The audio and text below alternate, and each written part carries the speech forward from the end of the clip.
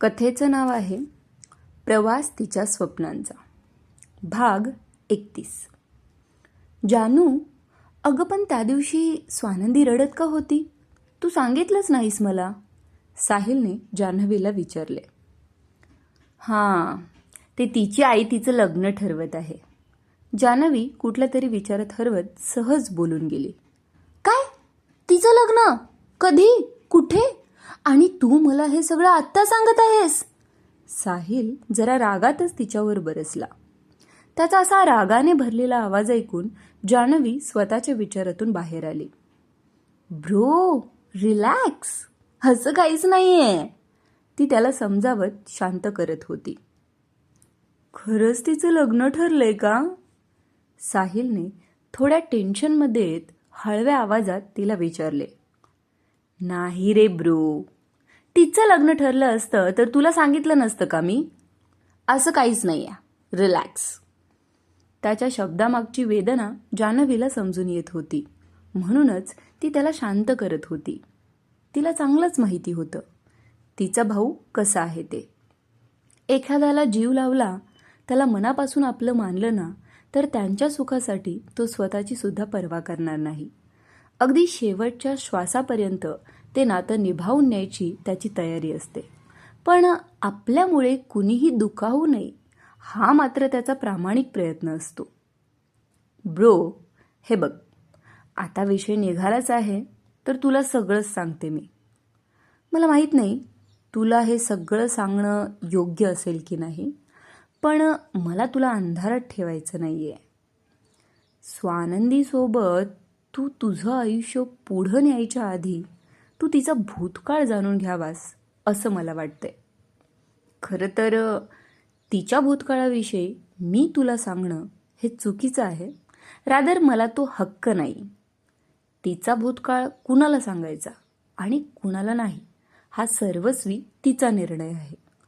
पण तिच्याबद्दलच्या भावना बघता मला तुला तिच्याबद्दल सगळं सांगणं भाग आहे.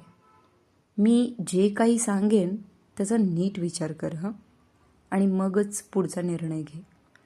जान्हवी एका दमात सगळं बोलून गेली. थोड्या वेळापूर्वी ती हाच विचार करत होती की स्वानंदीच्या आयुष्यातील महत्त्वाची गोष्ट त्याला सांगावी का नाही. पण त्याची स्वानंदीसाठी असणारी ओढ बघून शेवटी तिने त्याला सगळं काही सांगायचा निर्णय घेतला होता. जानू, काय बोलतेस तू? मला काहीच समजत नाहीये.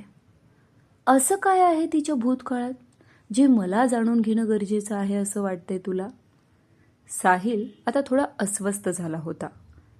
जान्हवी नक्की काय आणि कशाबद्दल बोलते हे त्याला माहिती नव्हते. पण काहीही झालं तरी स्वानंदी त्याचं पहिलं प्रेम आहे. याआधी कधीच त्याने कोणत्याही मुलीकडे कधी कोणत्या त्या दृष्टीने बघितलेच नव्हते. असं नव्हतं की त्याला प्रेम, लव्ह मॅरेज अशा गोष्टींवर विश्वास नव्हता. लहानपणापासून त्याने त्याच्या मॉम डॅडला एकत्र बघितले होते. त्यांच्यातील प्रेम, त्या दोघांचा एकमेकांवर असणारा विश्वास, त्यांना एकमेकांची असणारी काळजी, अगदी न सांगताही एकमेकांच्या मनातलं सगळं काही ओळखून जाणे, या सगळ्या गोष्टी त्याने स्वतःच्या डोळ्याने बघितल्या होत्या. त्यामुळे प्रेम या गोष्टीवर त्याचा विश्वास तर होताच, पण त्याला खात्रीसुद्धा होती की आपल्या आयुष्यातही असंच कोणीतरी नक्कीच येईल, ज्याची तो आतुरतेनं वाट बघत होता.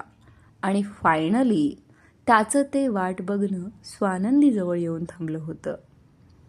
एखाद्या व्यक्तीबद्दल आपली असणारी ओढ नेमकी कशाशी संबंधित आहे यावर तुमच्या प्रेमाची भूमिका अवलंबून असते.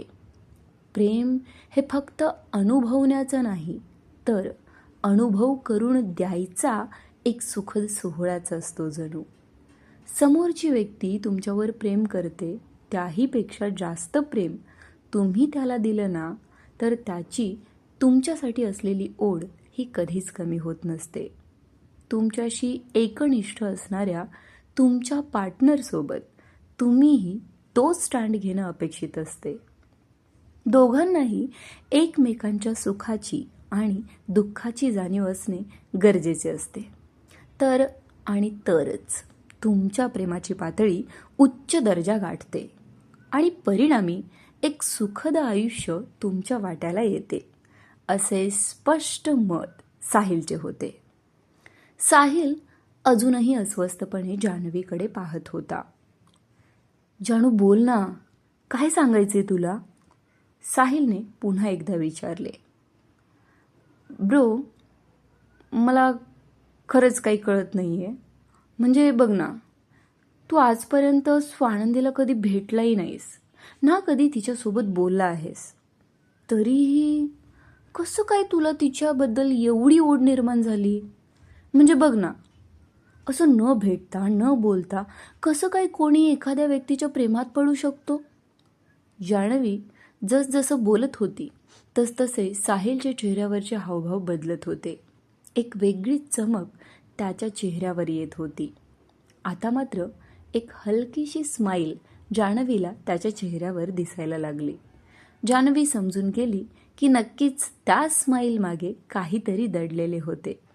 त्याच्या चेहऱ्यावरचे भाव बघून जान्हवी बोलता बोलता शांत बसली आणि त्याच्या डोळ्यात निरखून बघू लागली. नक्कीच अजून काहीतरी आहे जे मला माहिती नाही आहे, असाच विचार तिच्या मनात आला. ब्रो, डोंट टेल मी की तू याआधीही सानूला भेटला आहेस? जान्हवीने बारीक डोळे करत त्याला विचारले. उत्तरादाखल साहिलने हसतच फक्त होकारार्थी मान हलवली आणि तो आता जान्हवीच्या रिॲक्शनची वाट बघू लागला. त्याच्या होकाराने जान्हवीला तर शॉकच बसला. ती स्तब्ध होऊन त्याला बघतच राहिली. मोठे डोळे आणि तोंडावर दोन्ही हात ठेवून आश्चर्यकारक नजरेने ती त्याच्याकडे एकटक बघत होती. तो काय बोलला याचं खरंच तिला आश्चर्य वाटत होते, कारण तो खोटं बोलणार नाही याची तिला पूर्ण खात्री होती.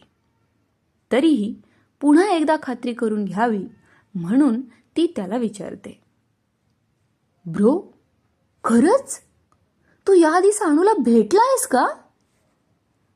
Yes my dear sister.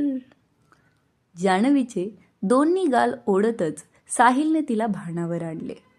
अरे पण कधी, कुठे, म्हणजे कसं काय?